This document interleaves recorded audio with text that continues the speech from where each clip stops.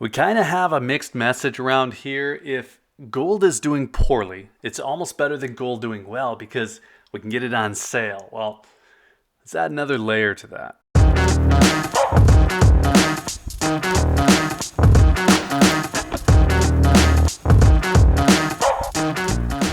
Okay, so it's really starting to look like 2022 is not the year for gold. And I don't mean that in a bad way necessarily. Gold did start the year at 1827. It has dropped 9.5% to 1640. So it's not great, but mostly what I'm getting at here is that it looks like the story for gold is going to take a while to play out. Now, if we see rates start to come down next year, that's the pivot that most people think it needs before gold makes its comeback run. But that said, gold has still been performing pretty well, at least if you look in other currencies this year.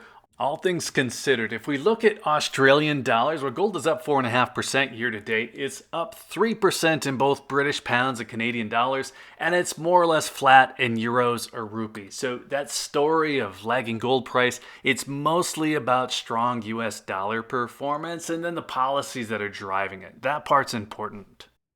Now you can debate that, but 7 months ago, federal interest rates were effectively zero. We're seeing the most aggressive rate increases since the 1980s. And even though we're still in negative real rate territory because current, 3.25%, soon to be 4% federal interest rate, that's still well below 8.2 inflation, but the Fed is in hawk mode. Now, if you can think back to last year, there was this impression that the Fed wouldn't be doing enough, that they would stay dovish to protect the economy, and that people would simply think that they weren't taking inflation seriously, and then they would lose investor confidence. Well, that didn't happen.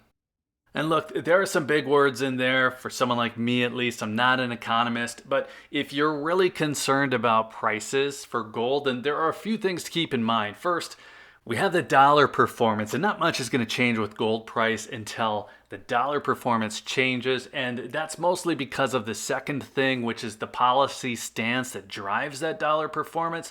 If you think about that specifically in terms of bond yields, in terms of other treasury products, the safe haven bets are being rerouted, they're being diverted to bonds and even the US dollar itself. And then third, we have investor sentiment. We can't really forecast this. We can't use it to forecast gold price, but it's important to remember that today's price is based on investors' view of the future. So spot price, it reflects both news, so what's happening right now, and rumors. And you put those three things together, they are related, and it seems pretty clear that this will probably continue to be a slow year for gold unless there's some kind of serious new geopolitical event.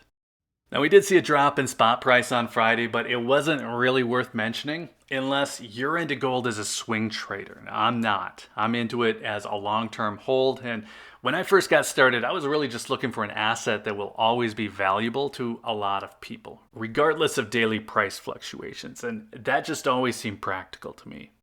And then sure, there's also a fun aspect to this whole thing, interesting, whatever better word you can come up with. It has an attraction that you might normally only get from, say, high-end collectibles like art, like comic books, or trading cards. For me, though, art is either too subjective or it's too expensive. And I'm just not into comic books. And gold pretty much covers it for me anyway. Any movie or story with gold in it, it's always going to catch my attention. The underground caves in The Count of Monte Cristo, John Wick busting a case of gold out of his basement floor, Ben Affleck dropping in on his bug out stash in The Accountant. That's all interesting to me, and so some of it goes a little beyond what's practical.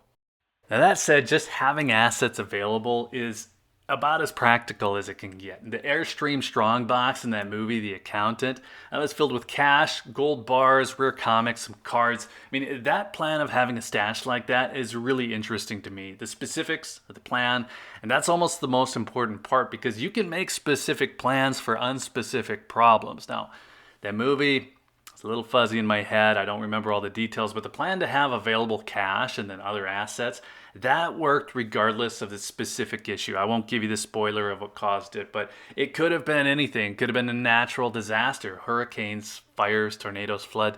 It could have been bad guy paratroopers falling out of the sky. Having this strong box full of cash and assets, well, that would have worked regardless of the situation. And I would say that having more than just cash, that seems pretty smart to me as well. So in a case like this, real world or a movie, the plan is almost more interesting than the emergency, since a good plan covers really any of a million different emergencies.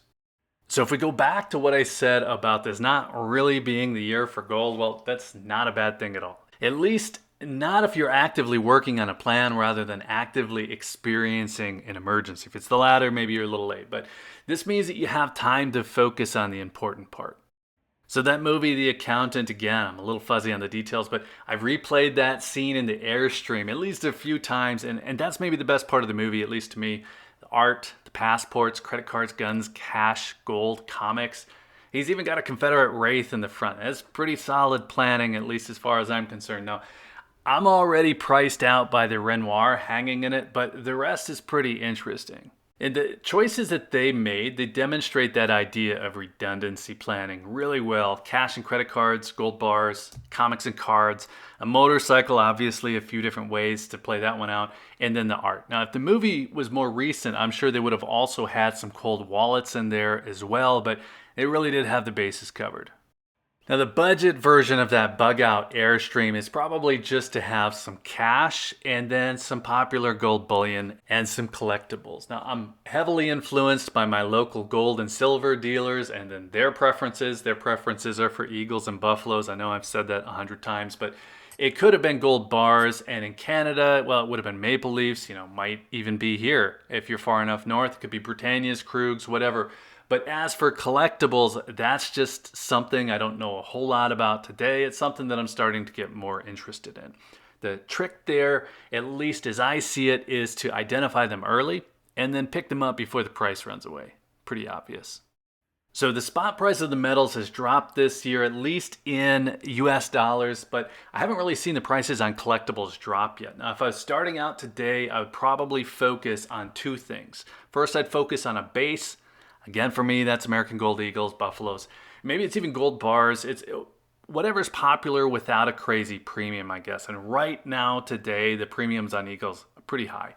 And then I would also be watching auctions. I'd be watching them more closely rather than just chasing semi-numismatic stuff, the stuff that you pay a little bit more for, but you probably end up losing that extra premium for. Now, there are modern releases that I think could do well, but I would expect that it has to really be their limited release stuff. The Perth Mint has some good examples where they'll have releases that have a mintage of 188 items. I mean, that's pretty small. There's a good chance that the value on that is going to go up.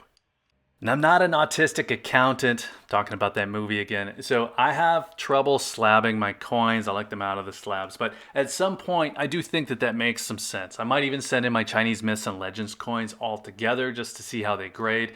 If you remember, some of those were actually graded 70 before I broke them out. Now, I was originally trying to get 2 of each, but I just wasn't having any luck. So again, someday maybe I'll send them back to have them graded. But my plan going forward is to try to grab some of the collectible stuff early. Maybe even grab more than one, have them all graded, and then bust out the 69s. Now, there's a YouTube video from about 7 years ago.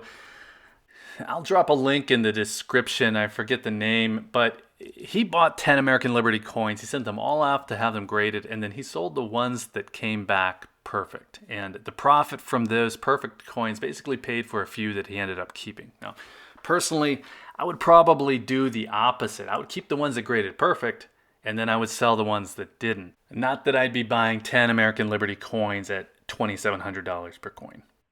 Anyway, I think that idea is interesting, and I do think that it's a good time to be doing it. You get a hold of a base of highly liquid coins or bars at a little bit of a discount, a little bit at a time, and then watch for deals on items with the high chance of having added numismatic value. Pay attention to the auctions.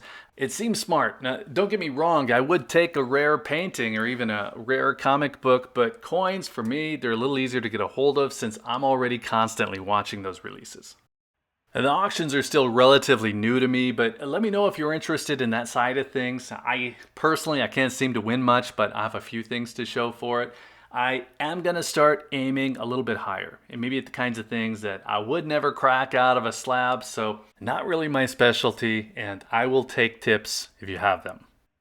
So this is kind of an opener topic. I'm going to get back to the bug out stash side of things a little bit more soon. I feel like hot garbage this week, so I'm having trouble keeping up with videos, and I think that's probably the best reason that I've had recently to just say, let's call it good there. Now, I would like to hear if you have ideas on the larger collectible market. It's very interesting to me. I will say though, my primary focus, it's always going to be on the base, Eagles and Buffaloes, maybe some bars soon, who knows.